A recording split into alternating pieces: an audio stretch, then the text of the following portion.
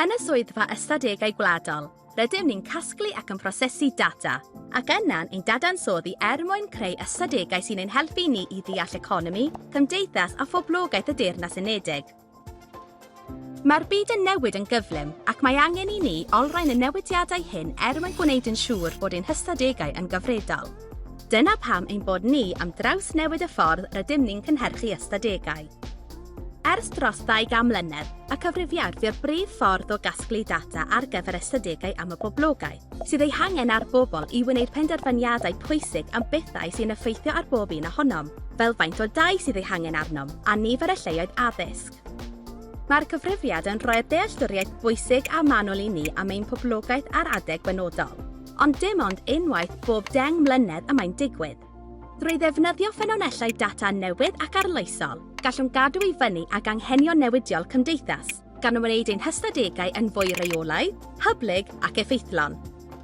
Gallwn hefyd greu ystadegau ar bynciau newydd, fel newidiadau ym mhoblogaeth ardaloedd lleol dros dymhorau gwahanol, ac adegau o'r dydd hyd yn oed. Bydd gallu cael gafael ar ystadegau cywir a chyfredol yn amlach yn rhoi gwell gwybodaeth i bobl allu gwneud penderfyniadau am wasanaethau lleol pwysig, fel casglu gwastraff yng nghanol dinasoedd neu ofal iechyd mewn mannau twristiaeth.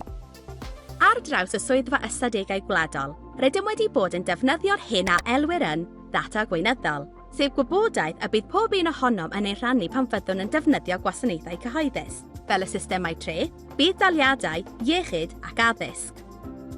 Rydym hefyd yn cysylltu ffynonellau data gwahanol yn ddiogel mwyn nodi patrymau a gwybodaeth newydd. Data cysylltiol yw'r enw ar hyn. Enghraifft, gwnaethom ddefnyddio data cysylltiol fel data trafnidiaeth gyhoeddus ynghyd â gwybodaeth o'n harolwg heintiadau Covid-19 ein hun, i'n helpu i ddeall cyfraddau heintio ymhlith grwpiau gwahanol yn ystod pandemig y coronavirus. Byddwn yn defnyddio mwy o'r mathau hyn o ddata fel rhan o'n rhaglen Trawsnewid. Mae sefydliadau ledled y Deyrnas Unedig yn casglu'r data hyn yn ddiogel, ac mae ein holl weithdrefnau, systemau a staff yn diogelu'r data a'ch cyfrinachedd yn unol ar gyfraith. Felly, ni ellir adnabod neb yn yr ystadegau a gaiff ei cyhoeddi gennym.